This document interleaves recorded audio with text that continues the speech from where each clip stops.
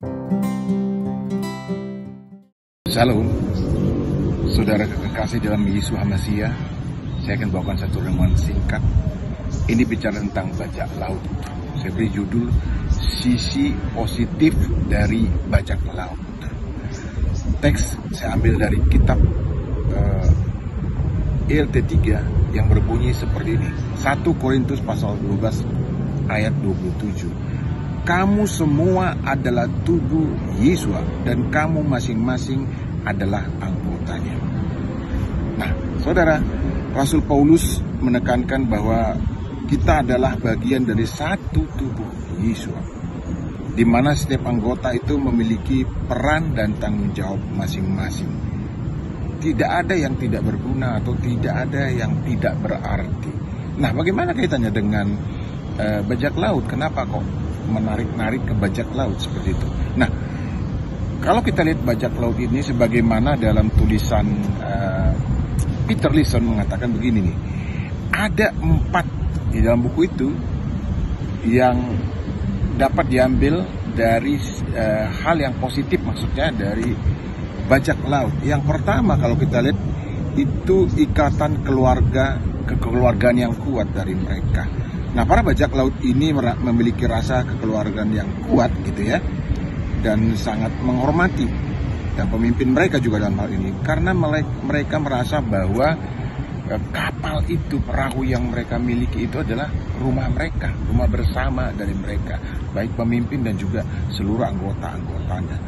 Itu yang pertama. Yang kedua, kalau kita lihat adalah kesadaran akan arti hidup. Hidup di tengah laut tentu punya punya risiko yang tinggi ya. Mereka harus saling mendukung untuk bertahan hidup. Nah, kondisi ekstrim ini menciptakan rasa kebersamaan dan kesadaran akan pentingnya kerjasama. Jadi kesadaran akan arti hidup yang buat mereka sangat berarti. Yang ketiga adalah kesadaran akan kumpulan mereka atau disebut kesadaran organisasi.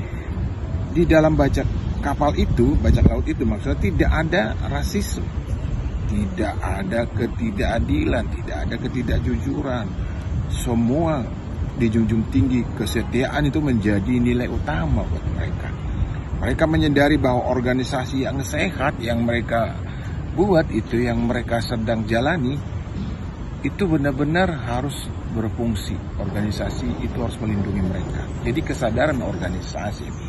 Yang terakhir dari yang positif yang kita lihat adalah tanggung jawab akan pekerjaannya. Nah, setiap anggota bajak laut itu punya kesadaran akan pekerjaannya. Apa pekerjaannya? Tukang layar, cat kapal, urusan mesin atau urusan lain-lain, cuci piring, makan dan seterusnya. Itu masing-masing mereka saling melakukan pekerjaan, saling mendukung, melakukan pekerjaan dengan bertanggung jawab. Nah, ada 3 hal lagi, misalnya kesadaran akan peran kita kalau kita kaitkan dengan gereja, di mana kita boleh berjemaat, kehilat kita gitu. Bajak laut itu menyadari mereka di kapal, mereka perlu atau butuh bantuan orang lain, butuh kesehatan. Di dalam gereja juga harus ada kesehatan. Jangan yang satu ke arah sini, yang satu ke arah sana, sehingga kemudian ya rusak itu organisasinya. Lalu kerjasama, dalam hal ini kerjasama dalam tubuh Hamasiah atau tubuh Kristus, katakan seperti itu. Nah, keberhasilan bajak laut itu adalah, tadi dikatakan juga, adalah kerjasama. Demikian juga dalam tubuh Yesus Hamasiah, dalam tubuh gereja. Gereja itu bergantung kepada bagaimana anggota itu bekerja sama, saling mendukung dan menjalankan fungsi masing-masing dengan setia. Lalu dalam hal ini juga perlu kesadaran akan tercapainya tujuan bersama atau pencapaian tujuan bersama. Apa tujuan bersama? Misalnya kalau bajak laut itu ya keberhasilan mereka, meskipun hal yang negatif itu merampok. Nah, keberhasilan kita dalam gereja apa? Tujuan kita adalah nanti kita selamat gitu.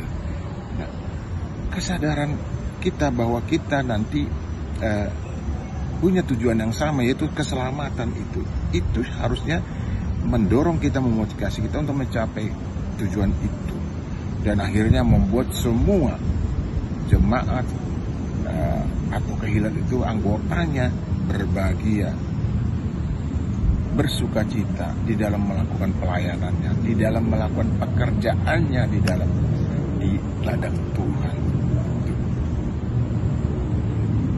Jadi kehidupan bergereja kita jalankan dengan lebih baik dibanding dengan kehidupan di luar. Harusnya lebih baik kehidupan kita di dalam bergereja dibanding di luar. Artinya kalau di luar kita mungkin di dalam organisasi tidak sulit, kadang pindah sana pindah ke sini, tetapi kalau di dalam gereja kita harus benar-benar menjaga kesulitan, menjaga kebersamaan, sehingga kemudian tujuan bersama kita nanti keselamatan Tuhan tercapai.